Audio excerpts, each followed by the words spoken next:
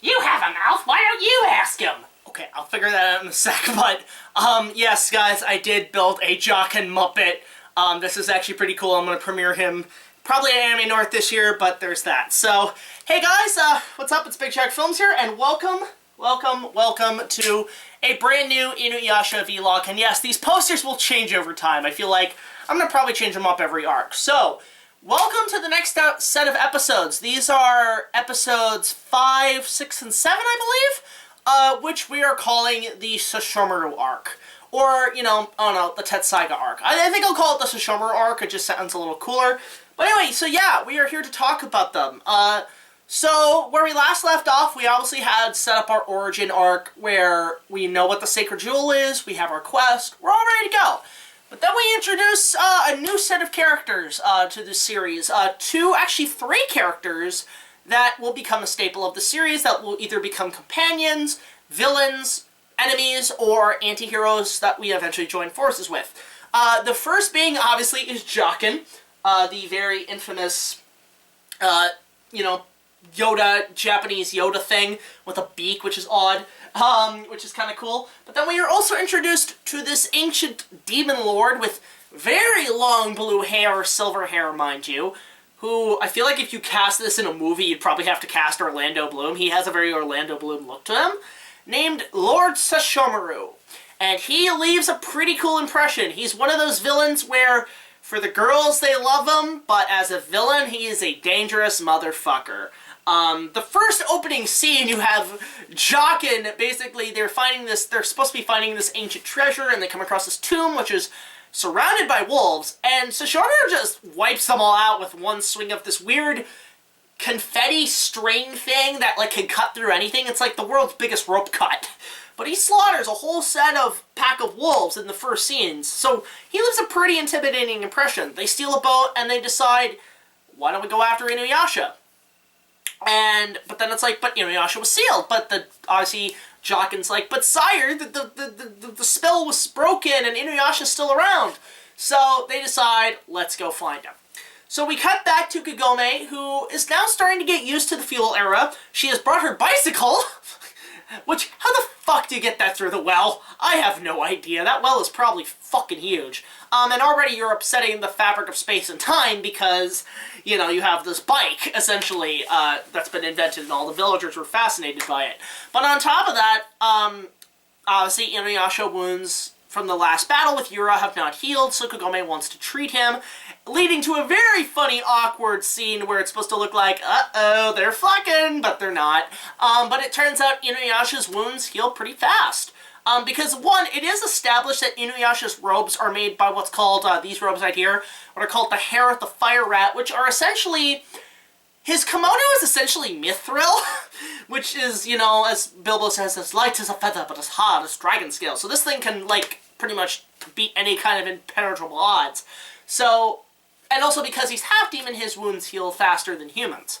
So, as we say, he is half-demon. So what else does that mean? That means that his father was a demon dog, and his mother was a human. So, obviously there's some odd bits of bestiality going on, but regardless, yes, and Inuyasha's father can turn into a humanoid person, which is pretty cool. But it's also established that Inuyasha's father was a lord, a king, essentially, in his own right, in the regions of the West, which I like to think are either part of China or more of the European lands, sort of. And what I love, they call him the Phantom Beast, which is just a kick-ass name. But he was this ancient dog demon, and he ruled these regions for thousands of years, and, you know, obviously was not around when Inuyasha was born, which will eventually be solved at one point. And we also find out his mother did pass away. Essentially, you know, it's like, oh, she died a long time ago. Now, what's interesting about this series is that they do establish sort of the age range of what Inuyasha, what the ages are. Now, it is established, I believe, in the first movie that Inuyasha's father perished 200 years ago, prior to this. So, add the 50 years of his spell plus 150 years, that would technically make Inuyasha 150 years old. But I guess because he's half-demon, he also ages like a human. So 150 years, so 1 year in a human's realm would be 10 years for him. So he's essentially 15 in this series, same age as Kagome, but also is 150 years old, which I really like. Now, as we're figuring this out, Kagome's wondering why he's always sort of hot-headed, and it turns out because he has a lot of baggage. His mother died when he was very young, probably, I want to say maybe around when he was 10 years old, she probably passed away, making her a very old woman. Or maybe even 50 years. I want to say 50 years. So she died when he was 5.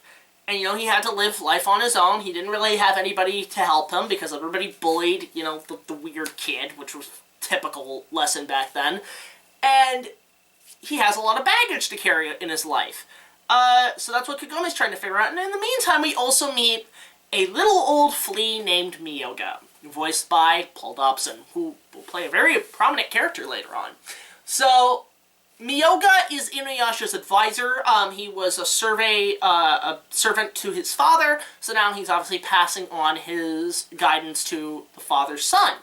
And there's always a running gimmick with, you know how there's always running gags with these characters. So you have the sit command for Inuyasha Kagome, but for Miyoga, his gimmick is he sucks your blood because he is a flea, and you just slap him, you know, big slap sound, it goes, ooh, it's really funny. I always like it when that happens, that's hilarious. And, you know, Miyoga's voice is great, it's like, Lord Inuyasha, we must do this, but then when he gets slapped, he's like, such is the fate of a flea. Oh. The voice acting in the English dub is great, and yes, I am watching the English dub. I don't watch the Japanese dub because I prefer to watch, not read. But the dub is really good in this. This is by Ocean Studios in Vancouver. So, time goes, like, you know, we're figuring things out, and then all of a sudden, Inuyasha's mother shows up, which we're like, wait, what the fuck? She's dead, though. It's like the Pirates of the Caribbean. You're supposed to be dead! It's like, I'm not dead. I feel fine. But it turns out she is in the hands of this really huge giant demon thing, which has the Roar of the Dragon sword from fucking Power Rangers, which is hilarious. And basically this thing is being piloted by Sesshomaru and Jochen. And we find out in this scene that Sesshomaru is in fact Inuyasha's older brother. And unlike Inuyasha being a half-demon, Sesshomaru is a full demon. He is truly a descendant son of their father. But obviously something has gone on between these two brothers. They hate each other to the core, and it mostly stems around the fact that Sesshomaru despises his brother for being a half-breed, and on top of that, pretty much at the end of their father's life, the father loved Inuyasha more than Sesshomaru. And then on top of so it's kind of weird. It's kind of in a way, it's a story about these two brothers born from two different mothers, and the older one hates the younger one because the father had an affair with another woman. So, in a way, there is some rivalry set up, and it's really good. You can see some total hatred between these two, and they really hate each other to the core. Like, they're trying to kill each other, essentially. So Sesshomaru is wondering where their father's tomb is, and Inuyasha has no clue. So, you know, he's thinking, okay, well, I'll interrogate your mother. That doesn't work. And Inuyasha, his mother, Kagome, they all escape and flee into this weird kind of ghostly thing, this weird bridge thing, which is weird, kind of a path between the living and the dead. And obviously, yes, she is dead. She's only been revived for a very limited time. But then we get to the ending of this episode, which is really fucked up, because Kagome lays kind of on the grass, and she's paralyzed because there's a spell placed onto her by Jochen, and it turns out that Inuyasha's mother, to quote the baby from Dinosaurs, "Not the mama! Not the mama! Not the mama! Not the mama!" So yeah, this lady is not Inuyasha's mother, and on top of that, she has no face! Oh my god, it's Slenderman! But no, it turns out to be a demon called the Unmother, which is able to pretty much raise children from famine and war, which is a pretty cool idea. Yes, she's a demon, but she does have the love of a mother, which is kind of cute. But at the same time, it's really kind of icky and creepy, because she's sucking him back into her body, sucking Inuyasha back into her body. And it's weird, because I'm like, oh god, this is some fucking ending of brain dead shit right here. Did Peter Jackson direct this? Although, to be fair, I would love him to direct a movie on this. But anyway, so the mother's like sucking him back in. Kagome gets out of the spell and gets her out of the mom. And Inuyasha, pissed as hell at Sesshomaru for faking his mother to get information on something. Basically, Sesshomaru is just a cheeky fucking bastard. And I love how Inuyasha says it. I was like, you bastard! I was like, that was the first time I heard that on TV. I'm like, oh shit. Aside from South Park, I never heard that in a cartoon. So, pretty torturous scene later, Sesshomaru takes Inuyasha's eye and, like, the pupil, his pearl in his eye, and pulls it out. It's pretty painful for him. And that's where the portal to their father's tomb is, which is kind of weird. So, they enter the portal, and they come across this massive graveyard of demons, and it's almost like the elephant graveyard from Lion King.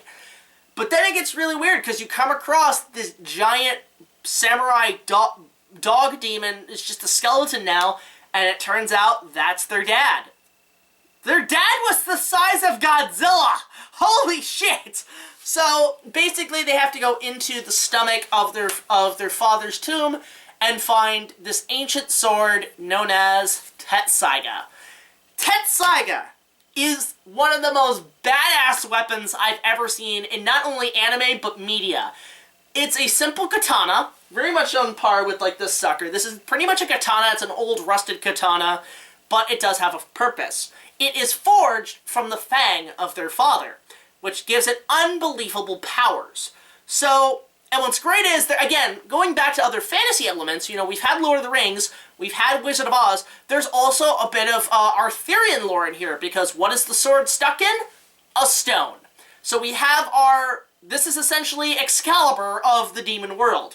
So, the sword is in the stone, Sesshomaru tries to pull it out, and there is a barrier around the sword. Only one can wield it.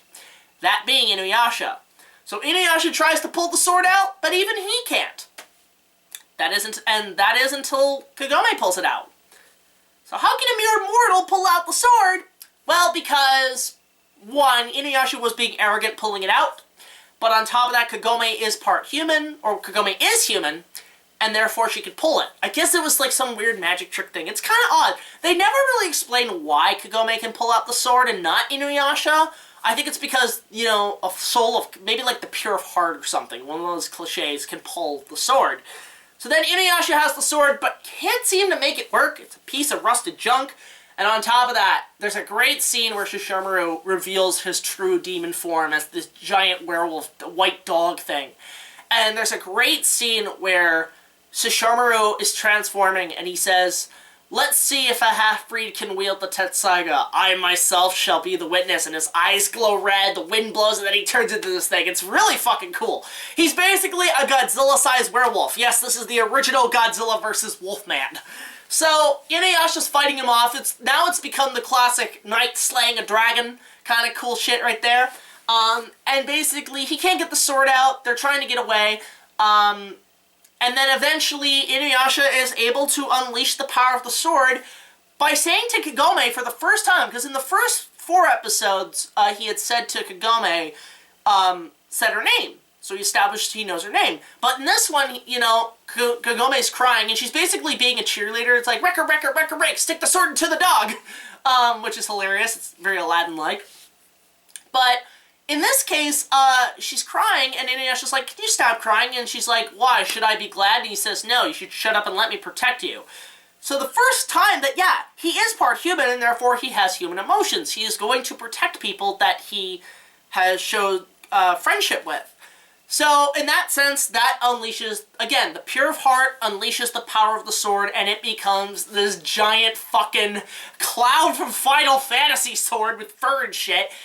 And Inuyasha is able to, like, pretty much get it on its full mode, and cut Sesshomaru's arm off!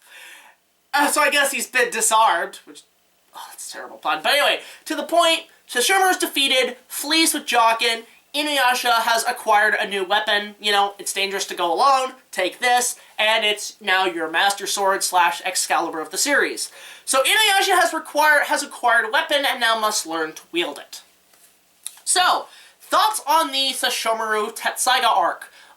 Again, great impression. Again, setting up more of the established lore, establishing a past between these two brothers, their father, and the ancient sword that they are fighting over.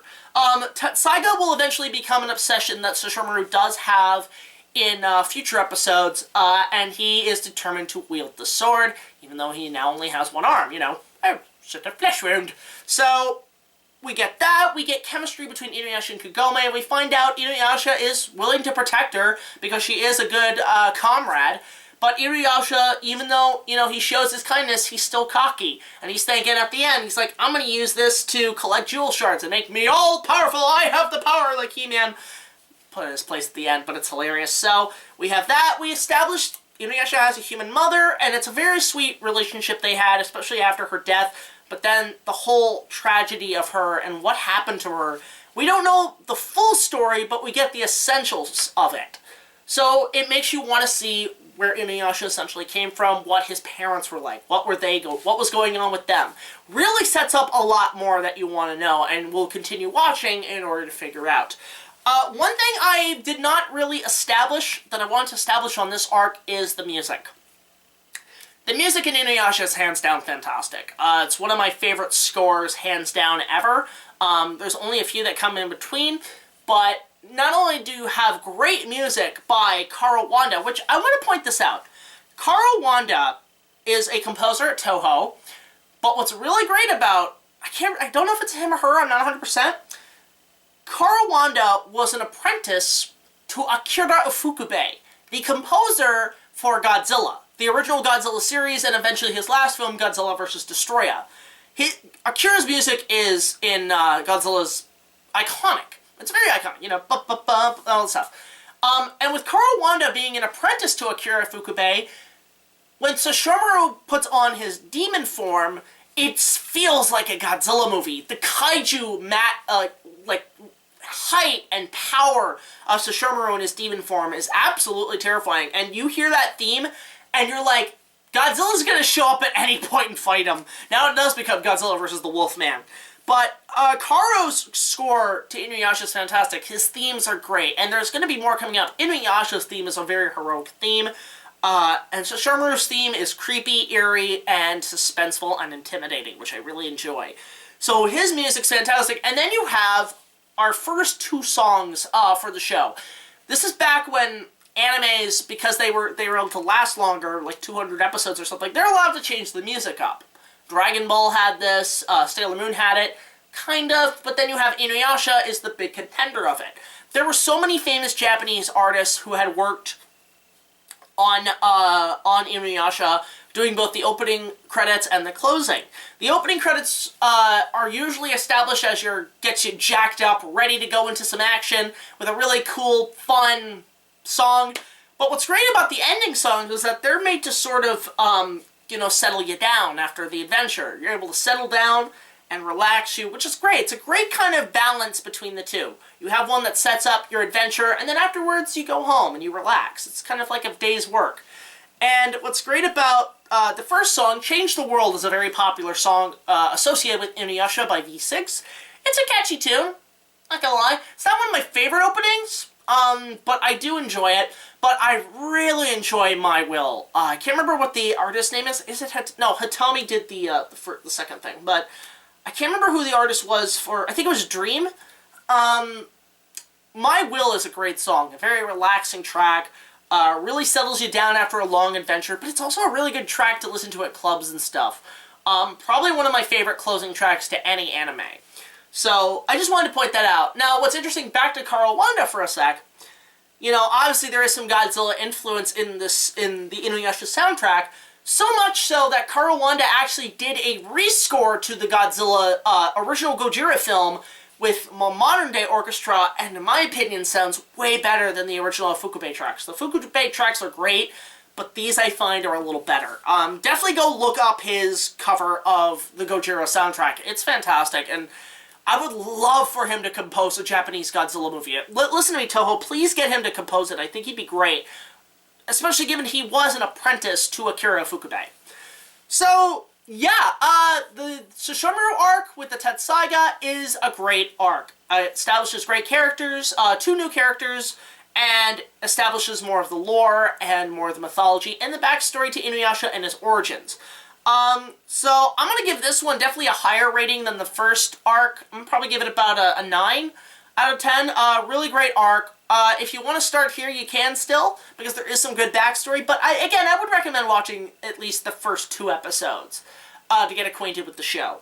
But yeah, this was a really great arc. So, obviously, because these are Patreon exclusives, again, a big thank you to our Patreons. $1 or more will get you early access to all of our content, as well as early special features, especially these videos. Your appreciation is very much accepted. We love it. Thank you so much. It's going to go towards our bigger projects, plus future, a potential Inuyasha fan film, which I want to produce at one time. It's going to get the budget started. And yeah, that's pretty much for this. So of course I want to know what your thoughts are on the introduction to Sesshomaru and Tetsaiga. Let me know in the comment section below, along with who's your favorite character so far. Well, let me change it up a bit. So tune in next time when we take a look at a filler episode that involves inspired by a very classic fairy tale. So until the next video, guys, like, comment, subscribe. I will see you guys later. This is BigJackFilms signing off, cutting off your arm saying, "'Tis but a scratch." I'll see you guys later.